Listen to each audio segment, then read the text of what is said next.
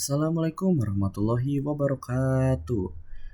Perkenalkan, nama saya Muhammad Noval Nasirudin Albani dengan NPM 1009030324182. Di sini saya akan mempresentasikan tentang revitalisasi bahasa Indonesia di era globalisasi.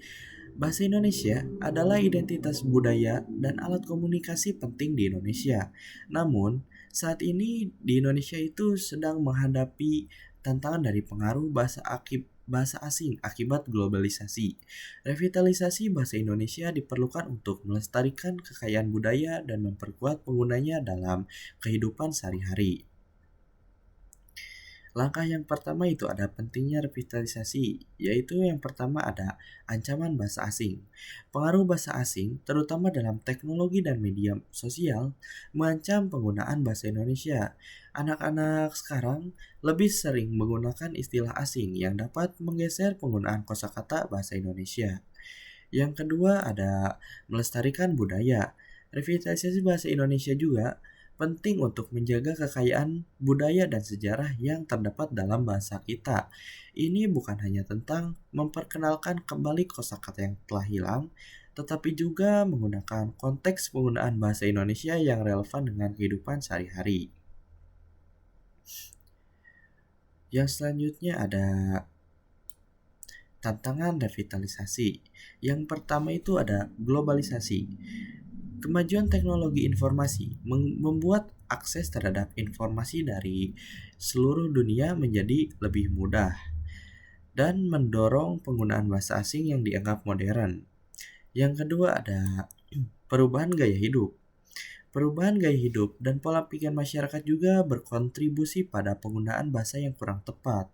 Banyak kalangan, terutama generasi muda, cenderung mengadopsi istilah-istilah baru yang tidak jarang mengabaikan kaidah bahasa Indonesia yang baik dan benar. Yang selanjutnya itu ada langkah-langkah revitalisasi. Yang kesatu itu ada pendidikan formal. Pendidikan formal harus menekankan pentingnya penggunaan bahasa Indonesia yang baik dan benar. Kurikulum sekolah dapat diperkuat dengan materi-materi yang tidak hanya fokus pada tata bahasa, namun juga pengenalan kosakata baru serta cara penggunaannya dalam konteks yang tepat. Yang kedua itu ada peran media massa. Media massa memiliki peran krusial dalam mempromosikan penggunaan bahasa Indonesia, baik itu televisi, radio, maupun platform digital. Sebaiknya kita dorong untuk menggunakan bahasa Indonesia dengan cara yang menarik dan kreatif. Langkah yang kedua itu ada kampanye masyarakat. Masyarakat di Indonesia harus mengadakan lomba bahasa, lomba penulisan, puisi, ataupun pidato dalam bahasa Indonesia yang dapat meningkatkan kesadaran dan kecintaan masyarakat terhadap bangsa ini. Yang kedua itu memperbanyak slogan kreatif.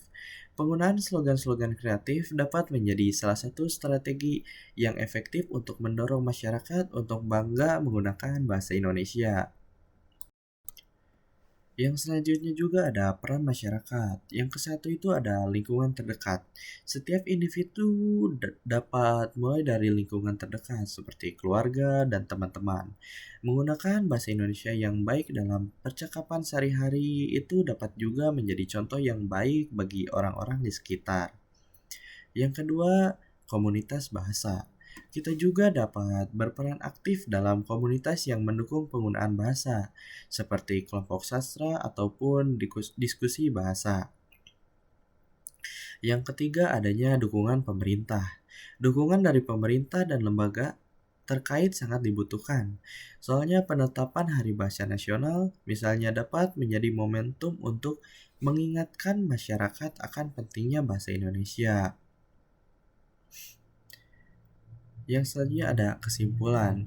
Yang pertama itu ada upaya bersama. Revitalisasi bahasa Indonesia ini juga memerlukan respon yang komprehensif dari semua pihak, mulai dari individu, keluarga, sekolah, hingga lembaga pemerintah.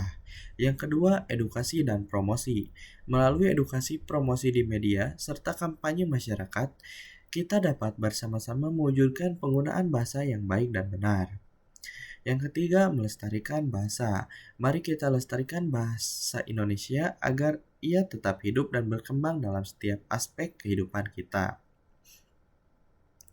Mungkin sekian presentasi dari saya. Mohon maaf jika ada kesalahan dalam pengucapan kata.